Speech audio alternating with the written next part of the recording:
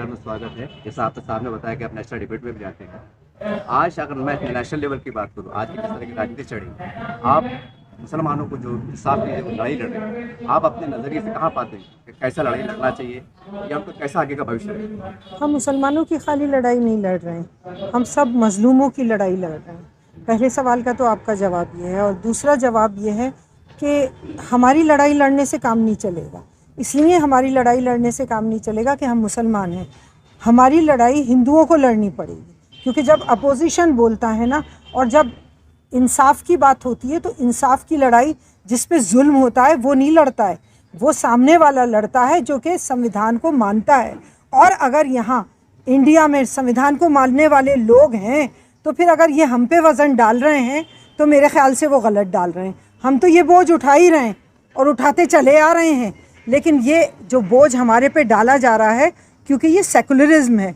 आपने बड़े अच्छा एक सवाल किया था, उसका जवाब अब मैं दे दूँ। राष्ट्र की बात, हिंदू राष्ट्र की बात, जब बात मुसलमान राष्ट्र की झूठ बात पे, जब कोई मुसलमान राष्ट्र की बात नहीं करता है, तब भी गाने गा गा के चिल्ला चिल्ला के ये कहा जाता है कि वो लोग मुसलमान राष्ट्र की बात करते हैं। वो लोग ये बात करते हैं कि वो कौन सा जो टिपिकल बीजेपी का वर्ड है कि वो लाएंगे। और मैं अपनी डिबेट में ये कहती हूँ कि बात आप करते हो, पाकिस्तान की बात आप करते हो। और आज मैं आप सबके चैनल से कहती हूँ कि सारे बीजेपी वालों को मैं इनविटेशन दे रही हूँ कि वो पाकिस्तान चले जाएं, क्योंकि हम यहाँ अपनी चॉइस से रहे थे, अपनी मर्ज़ी से रहे थे। हमने यहाँ चुना था अपने संविधान को, अपने कॉन्स्टिट्यूशन को हमने चुना था, क्योंकि ये एक सेकुलर राज था। हमें वहाँ जाना होता तो जब ही चले जाते। इसलिए अब मैं उन लोगों को दावत दे रही हूँ कि वो पाकिस्तान जाएं, और अब हमसे हिंदू राष्ट्र की बात कोई ना करे, क्योंकि मुझे बहुत गुस्सा आता है इस बात पे।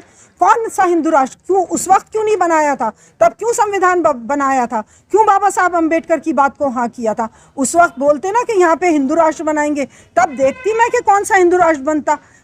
अब जबकि आप चूहे बिल्ली की लड़ाई लड़ रहे हो, बेईमानियों से जीत रहे हो, झूठ बोल के जीत रहे हो, और कत्ल कर कर के जीत रहे हो, अब बात मत करो, अब ये बेईमानी की बात। मैडम, एक सवाल है कि अभी हमने नेशनल लेवल पे देखा है कि जो बीजेपी की जीत हुई है, महाराष्ट्र में जीत हुई है, ये इल्ज़ाम लगाया गया था उनके ऊपर कि इनकी मशीन, ईवीएम मशीन की जीत है। सवाल ये है, अगर थोड़ी देर कैसे मान लीजिए जाए कि ये मशीन की गड़बड़ का नतीजा है, तो फिर तो लाखों जनता को रोड पे आना चाहिए था। जनता खामोश क्यों? क्योंकि जनता को, देखिए, बहुत मज़ेदार गोली होती है नशा। जो सबसे बड़ा नशा है ना दुनिया का, वो है धर्म। और बीजेपी वालों ने धर्म का नशा इतना ज़बरदस्त करा रखा है कि वो आपको मुद्दे पे बात, कभी किसी बीजेपी वाले को, किसी हिंदू को आप ट्विटर पे देखिए, इतना बेवकूफ़ बनाया हुआ है। आई एम सो सॉरी कि वो बात ही नहीं कर, एजुकेशन पे बात नहीं करते हैं, नौकरियों पे बात नहीं करते हैं, अपने हक़ पे बात नहीं करते हैं। इवन मैं आज यहाँ निकली हूँ, मैं फ़र्स्ट टाइम आई हूँ, मेरा राजस्थान से ताल्लुक़ है। जो सड़कें हैं उन पे बात नहीं करते हैं, अपनी रोटी रोज़ी पे बात नहीं करते हैं। अरे अभी तो आप देखे जाइए, अभी जो कावड़ियों ने एक उसको मारा है, फौजी को, शायद आपको याद होगा। ये गुंडागर्दी रंग लाएगी। कोई भी जो ज़्यादती होती है ना, वो बहुत देर नहीं चलती, आपको वक्त बताएगा। हम तो शायद रहेंगे कि न रहेंगे। मैडम, एक सवाल ऐसा है, चाहे नीतीश राणे हो या रामगिरी महाराज हो, उन्होंने नबी की शान पे गुस्ताखी की, मस्जिद इसको लेके बहुत सारे प्रोटेस्ट हुए, फिर भी उनके ऊपर कोई कार्रवाई नहीं हुई कि ये देश से बड़े हैं, कार्रवाई की नहीं होती इनके ऊपर। अभी आपको कह रही हूँ गुंडा राज है, फिर आप मुझसे वही सवाल कर रहे हैं, बड़ा अजीब वाला। गुंडा राज है, आप मान लीजिए, क्योंकि कोई, आप क्या बात कर रहे हो? वो लोग जो 6-6, 8-8 साल से बंद हैं, उनकी सुनवाई नहीं हो रही है। जो लोगों को मतलब आप कितनी अजीब बात है कि पहलवान जो थी, हमारी रेसलर थी, वो महीनों बैठी रहीं, उनकी कोई सुनवाई नहीं हुई, उसके ऊपर एक्शन ही नहीं लिया गया। और हमारे यहाँ कोई चूं भी कर ले तो फ़ौरन वही बात है ना कि हम आह भी करते हैं तो हो जाते हैं बदनाम, वो कत्ल भी करते हैं तो चर्चा नहीं होता। तो अभी आपने कहा कि आप हिंदू राष्ट्र को लेकर गुस्सा आता है, ठीक है, लेकिन सवाल ये है कि एक तरीका होता है, तो हिंदुस्तान में अगर कोई ऐसा प्रक्रिया शुरू हो जाए कि जिसके आधार पर एक लोकतंत्र की ताकत के बेस पे अगर देश हिंदू राष्ट्र की तरफ चला जाए, तो क्या मुमकिन है कि ऐसा हो जाए फिर, जैसा आपने कहा? बहुत कुछ हो रहा है ना, वो जो चाह रहे हैं कर रहे हैं। वक्फ पे बात कर रहे हैं, एनआरसी पे बात कर रहे हैं, वो यूसीसी पे बात कर रहे हैं, वो चाह रहे हैं जो कर रहे हैं। आप लोगों को समझ में नहीं आ रहा है क्या? किसी हिंदू के ये समझ में नहीं आ रहा है कि आज अगर वो, ये देखिए, ये हिंदुत्व नहीं है, यहाँ हिंदू राज नहीं है, टू बी फ्रैंक यहाँ 5% का अपर कास्ट राज है। और अगर आप डिटेल में मेरे से बात करना शुरू करेंगे और अगर आप गूगल पे चेक करेंगे कि कितने जजेस हैं, कितने कौन हैं, कितने अपर कास्ट, यहाँ कोई हिंदुत्व की बात नहीं है। क्या आप जैन को हिंदू मानते हैं? क्या आप बौद्ध को हिंदू मानते हैं? क्या आप जाट को हिंदू मानते हैं? अगर उनकी हिस्ट्री आप उठा के देखेंगे, मैं हिस्ट्री की स्टूडेंट हूँ, कोई एक भी हिंदू नहीं है। हिंदू सिर्फ ब्राह्मण है, क्षत्रिय है, जो कि 4 वर्ण बनाए गए हैं, जो कि अपर कास्ट से में बनाए हैं। ये उनका खेल है जो अपर कास्ट के लिए। मैडम, ये मेरा आपसे सवाल है आपसे, कि माना जाए कि आने वाले समय के अंदर महाराष्ट्र में, पूरे देश में जहाँ भी विधानसभा का चुनाव हो या लोकसभा का चुनाव हो, तो कुछ कुर्बानियाँ देखकर एसडीपीआई जो लोकशाही की बात करते हैं, कांग्रेस है, राष्ट्रवादी है, इनका आपका अलायंस हो जाए, या आप किस पर रुचि रखते हैं? मुमकिन है ऐसा? किससे अलायंस करवाना चाहते हैं? राष्ट्रवादी है, कांग्रेस है, सेना, महाराष्ट्र की बात। आप मैं तो सिर्फ एक बात जानती हूँ, देखिए मुसलमानों का तो मुझे किसी ने भला करता हुआ नहीं देखा, चाहे कांग्रेस हो। मैं बहुत खुल के ये बात कह रही हूँ। मुझे आप बता दीजिए, जिस स्टेज पे मुसलमान था और जिस स्टेज पे मुसलमान आया है, आप खुद एक तस्वीर आपके सामने, आप मेरे ख्याल से आप सवाल करना भूल जाएंगे जब आप उस तस्वीर को देखेंगे। एक सवाल है कि जब सेकुलर पार्टी अगर हमारे से इंसाफ नहीं, अरे कौन सी सेकुलर पार्टी की बात कर रहे हो? कांग्रेस की बात कर रहे हो? समाजवादी की कर रहे हो? आज यूपी का क्या हाल हो रहा है, और यूपी इस स्टेज पे कैसे, बिहार का क्या हाल हो रहा है? आप उन सब पार्टीज को जो सिर्फ अपना ही मफाद तलाश करती हैं, उनको मैं बिल्कुल सेकुलर पार्टी। सवाल है कि ऐसे तंग हालात में मुसलमान क्या करे, बेचारा मजलूम मुसलमान क्या? कोई मजलूम मुसलमान नहीं है। अपनी हक की लड़ाई लड़ना है, एजुकेशन पे जोर देना है, अपनी हक की लड़ाई लड़ना है। देखिए एक बात सुनिए, मैंने तो फ़लस्तीन से अगर मैं कहूँगी तो कोई बुरा माने तो मानो, बहुत बड़ी नसीहत ली है, कुर्बानी दी उन्होंने, लेकिन उन्होंने अपना आप मनवा लिया। अगर आज हम अपना आप नहीं मनवा सके तो बहुत मुश्किल होगी, आगे वाली नस्लों को बहुत मुश्किल। आपका सवाल, क्योंकि आप महाराष्ट्र में आई हैं, आपका खैर मकदम, शुक्रिया। महाराष्ट्र वासी है, बहुत बहुत शुक्रिया। और महाराष्ट्र के नाम को जनता को संदेश क्या देंगे आपके पार्टी के? मैं महाराष्ट्र के नाम पर, क्योंकि महाराष्ट्र में जहाँ मुझे मालूम है हिंदू मुस्लिम का कोई मामला नहीं है, यहाँ पे ज़बान का मामला है, यहाँ अपनी डिस्ट्रिक्ट का मामला है, और सिर्फ वही मामलात हैं और वो बैठ के सुलझाए जा सकते हैं। मुझे महाराष्ट्र बहुत पसंद है और मुझे महाराष्ट्र वाले लोग भी बहुत पसंद है, सादगी पसंद है, मेहनती हैं, एक्सेप्ट करा है उन्होंने सारी हिंदुस्तान को, और मेरा यही संदेश है कि यही मोहब्बत वो हिंदुस्तान में लुटाएं तो ज़्यादा। आपने आपका नाम, ज़बानी आपका नाम और पता बता दें, वो पद बता दें। मेरा नाम यास्मीन फारूकी है, राजस्थान से बिलोंग करती हूँ, प्रॉपर जयपुर से, और एसडीपीआई की नेशनल जनरल सेक्रेटरी। आंबळे साहेब, आता तुम्ही सांगितलं का आम्ही 16 जिल्ह्यांमध्ये आमचा पक्ष कार्यरत आहे, पण पक्ष काही वाढत नाही, एवढ्या दिवसात तुम्ही काम करताय, मग पक्ष वाढीसाठी काही नियोजन केलंय का आणि तरुणाला त्याच्यामध्ये संधी मिळेल का? पक्षवाढीसाठी जे आहे ना, आम्ही नियोजन आज हे नवीन कार्यकारिणीची गठन झालेलं आहे। आता पुढची जी काही आमची राज्य कार्यकारिणीची बैठक असेल त्याच्यामध्ये आम्ही त्या पद्धतीने नियोजन करण्यात आलं आहे, जेणेकरून महाराष्ट्राच्या प्रत्येक जिल्ह्यामध्ये, कानाकोपऱ्यामध्ये या पक्षाला आपण पोहोचवणार आहोत। एक गावागावापर्यंत आम्ही पोहोचवण्याचा आमचा प्रण आहे। त्या अनुषंगाने पुढच्या बैठकीमध्ये आम्ही डिटेल त्याचं प्लॅनिंग करणार आहोत। स्थानिक स्वराज्य संस्थेच्या निवडणुका तुम्ही स्वबळावर लढवणार का कोणाची मदत घेणार किंवा त्यांच्याशी युती करणार? स्थानिक स्वराज्य संस्थेच्या निवडणुकीसाठी भरपूर जे काही समविचारी पक्ष आहेत, त्याच्यामध्ये दलित, आदिवासी या जे काही घटक आहेत त्यांच्या मुद्द्यावरती लढणारे अनेक पक्ष आहेत, मग ते वंचित आहे किंवा इतर अजून देखील आहेत। अशा समविचारी पक्ष आमच्याशी आज अजूनही संवादात आहेत की स्थानिक जे काही स्वराज्य संस्थेची निवडणुका येणार आहेत त्याबद्दल बसूया वगैरे, हे सगळं चर्चामध्ये आहे। अजून असं कोई अलायन्स वगैरे झालं नाही, पण एनडीए व्यतिरिक्त सर्व समविचारी पक्षांशी बसून आम्ही स्थानिक स्वराज्य संस्थेची निवडणुका लढण्याच्या प्रयत्नात आहोत। सर, एक सवाल है, अभी आपने वक्फ पे ताल्लुक सवाल किया।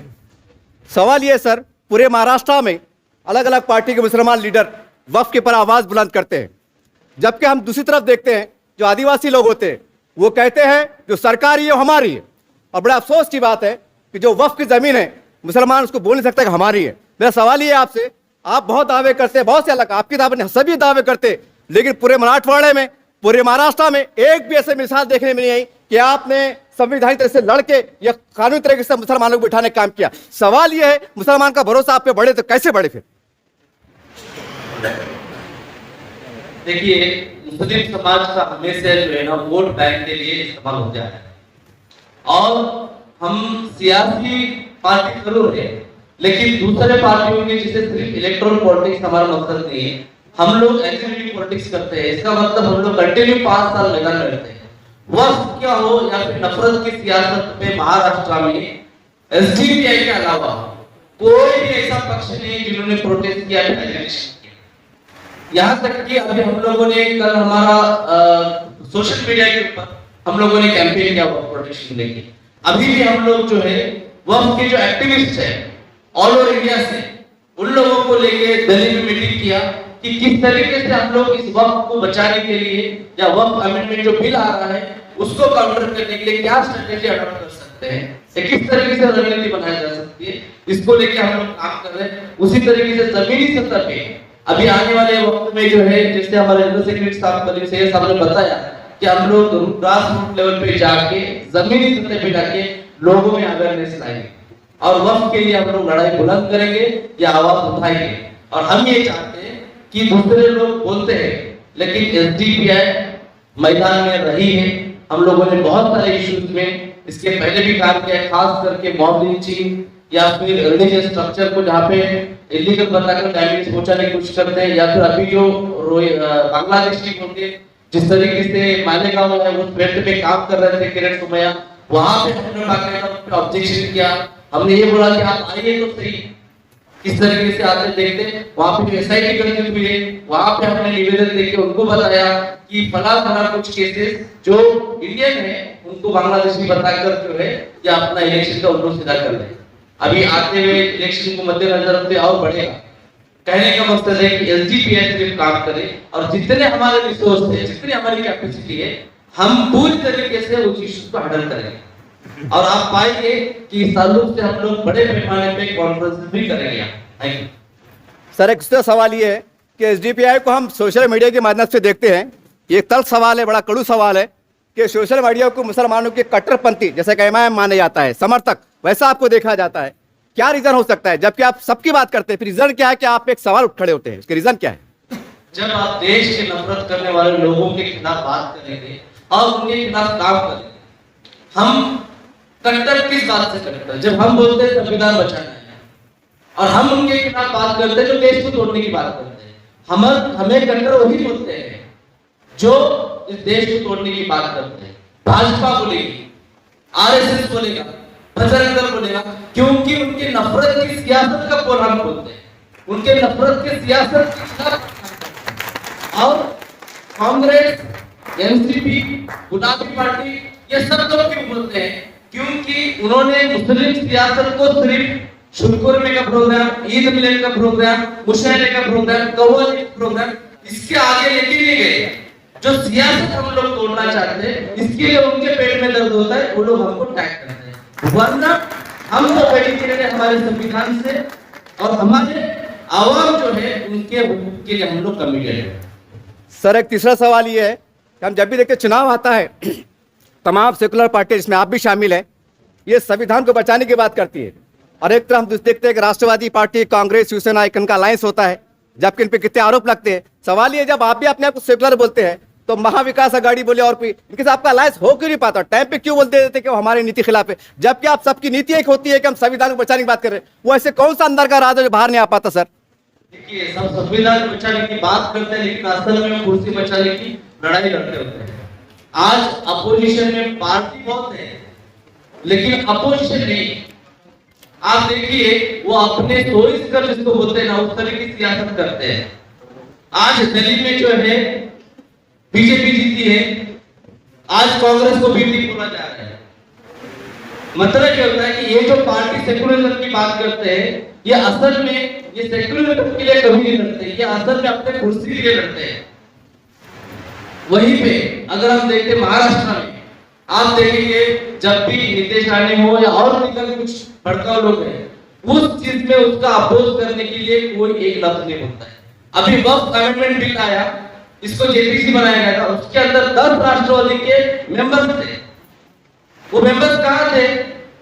ये 10 के 10 मेंबर एब्सेंट थे। क्यों एब्सेंट थे? सेक्युलरिज्म था। ये लोग ये समझते हैं सेक्युलरिज्म का मतलब मुसलमानों के ईद के दिन टोपी पहन के फ्लेक्स लगाना। अनफॉर्चुनेटली यही उन्होंने सेक्युलर समझा है। उनका कहना है असल में सेक्युलर नहीं, और बीजेपी के अंदर अभी भी 60% के आसपास यही कांग्रेस एनसीपी के लोग जा चुके हैं। हम अजीत पवार को देखते हैं, इनका की तरह समाजवाद, वहीं पे दूसरी और पार्टियां लाइन में है। आप शरद पवार जी को लीजिए, तो कहने का मकसद है असल में ये सेक्युलरिज्म की बात करते हैं, लेकिन अपनी कुर्सी की लड़ाई लड़ते होते, असल में सेक्युलरिज्म की बात नहीं करते। हम रुके हैं उसी। सर एक चौथा सवाल ये है, दिल्ली इलेक्शन की आपने बात की है, मैं आपको इस पर दोहराना चाहूंगा। सेकुलर पार्टियां जो है तो दावा कर रही है कि हम फिरकापरस्त पार्टी को रोकेंगे, खुले अल्फाज में आप बीजेपी को रोकने के दावा कर रहे हैं, लेकिन हर इलेक्शन में देखते हैं अलग अलग पार्टी में आप भी शामिल है, अपने अपने उम्मीदवार खड़े होते हैं, वोट का बंटवारा होता है, कहने का सीधे तौर पे बीजेपी जीत जाती है। सवाल ये फिर हम ऐसी लड़ाई लड़के फायदा क्या? मैं बहुत खुल के पूछ रहा हूं, जब हमारा नुक्ता एक है, हमारी सोच एक है, तो फिर ऐसी लड़ाई फायदा क्या? कि हम लड़ तो रहे हैं लेकिन फायदा उनका हो रहा है। देखिए हम लोगों ने बहुत सारे जगह पे बीजेपी को हराने के लिए या बीजेपी जैसे फैसिस्ट पार्टी को दूर रखने के लिए सत्ता में हम लोगों ने बहुत सारी जगह पे, लोकसभा के वक्त में भी हम लोगों ने बहुत सारी जगह पे एसडीपी पार्टी इलेक्शन लड़ सकती थी, लेकिन हमने अपने आप को महसूस किया। वही सदर स्टेट के अंदर जो है हम लोग जो है उनके साथ में कहीं ना कहीं जुड़े हुए थे। अभी भी वक्त में महाराष्ट्र बोलिए इलेक्शन में भी जो है हम लोगों ने ही बोझ उठाया, सेक्युलरिज्म बचाना है। लेकिन जिन पार्टियों को सेक्युलरिज्म बचाने की तड़प दिखाते हैं वो लोग सेक्युलरिज्म को बचाने की कोशिश करते हुए नजर नहीं आते। सेक्युलरिज्म के नाम पे उन्होंने दलितों को, आदिवासियों को, मुसलमानों को पिछले 70 साल से धोखा ही दिया है, इसीलिए हमको आना पड़ा। हम एक सियासी तौर पे पूरे मुल्क में ऑप्शन बन के उभर रहे हैं और एक कंस्ट्रक्टिव स्ट्रक्चर तरीके से आप देखेंगे आने वाले वक्त में सिर्फ अपोजिशन मजबूती से हम ही खड़े रहेंगे, वरना कहीं किसी शख्स की पार्टी है, किसी खानदान की पार्टी है, उसके अलावा जितने पार्टियां हैं वो एक ईडी एनआईए के नोटिस से पलट के उस पार्टी में चले जाते हैं। हमने ये सब कुछ देख के बैठे, अब हमको डराने के लिए उनके पास कुछ है भी नहीं। सर एक पांचवा सवाल कुछ एक पांच सवाल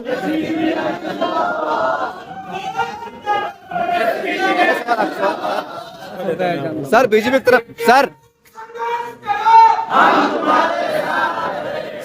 की तरफ से एक नारा लगाया जाता है कि हम हिंदू राष्ट्र की बात करते हैं और हिंदुत्व के अंदर हमें न्याय देने की बात करते हैं, तो वो हिंदुत्व को कैसा मानते हैं आप? एक तरफ सेकुलरिज्म है जो कहने की सबको न्याय देने की एक ताकत रखता है, और एक तरफ हिंदुत्व की वो बात करते हैं कि हिंदुत्व वो है कि हम सबको लेके चलते हैं।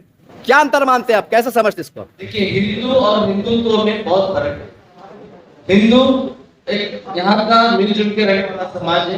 हिंदुत्व वो आइडियोलॉजी है जिस आइडियोलॉजी चाहती है कि सिर्फ ये सवर्ण मानसिकता से विकसित है, जिन्होंने हजारों साल तक बहुसंख्यक लोगों को जानवर से बदतर हालत में रखा, जो मनुस्मृति के आधार पे देश को चलाना चाहते हैं। उन्होंने अपने विचार भारत स्वतंत्रता के वक्त में दिखाए, भारत की आजादी के वक्त में इन्होंने कुछ ने अपना रोल अदा किया। वो लोग आज हिंदुत्व के न्याय की बात करते हैं जिन्होंने 2000 साल से ज्यादा इंसान को इंसान समझने की कोशिश नहीं की। तो ये है हिंदुत्व की सोच जो भारत के मूल कल्चर से विरोध है, और यहाँ के आवाम भी इस पॉलिटिकल हिंदुत्व के सब खिलाफ है। तो ये दोनों फर्क है।